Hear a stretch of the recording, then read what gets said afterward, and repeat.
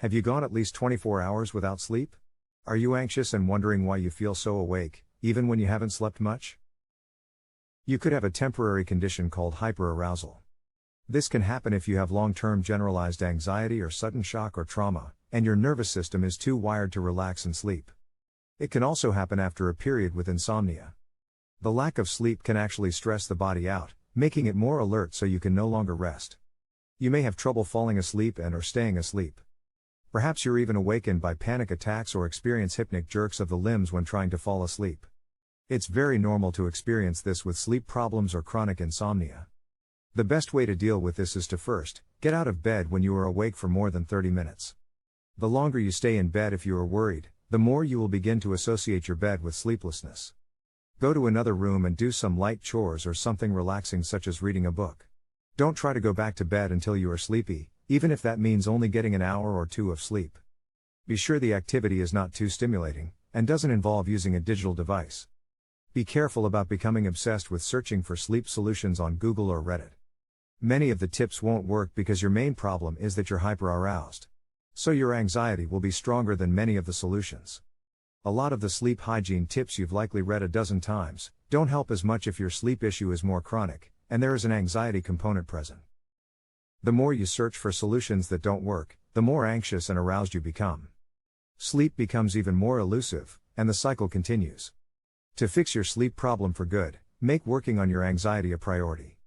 Many people who struggle with insomnia already have a long-term issue with generalized anxiety. There's a direct connection. Believe it or not, generalized anxiety can stem from things like a birth trauma or early childhood trauma. Trauma isn't always what we assume. It could be from having parents who did not encourage you to express your negative emotions safely. That's a form of trauma. Maybe you kept things bottled up inside. Over time, this causes you to become more anxious.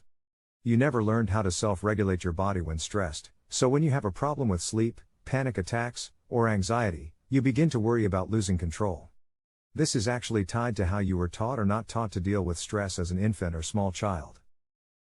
Almost all insomnia has an anxiety component, even if it's anxiety about not sleeping enough. You might notice you start worrying about the health effects of the insomnia.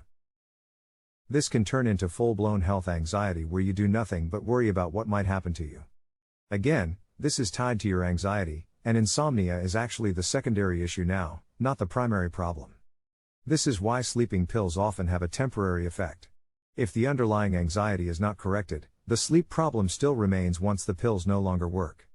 If possible, talk to a parent, guardian, doctor, therapist, or guidance counselor about your anxiety so you can get to the bottom of this.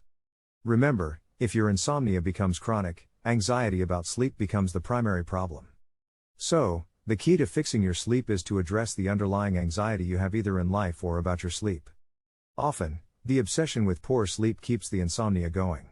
Again, this is anxiety. The way out of this is to stop caring about how much sleep you get, and to trust that your body will sleep when it's ready. However, that can take time for your brain to actually believe that is the truth because it's always in problem-solving mode. This is when therapy can come in handy. Look for someone who specializes in sleep anxiety. When you begin approaching your sleep issue as an anxiety problem first, it will get you a lot closer to correcting the issue at its source. Instead of chasing sleep, you are addressing the root of the problem. I wish you well, and thanks for watching.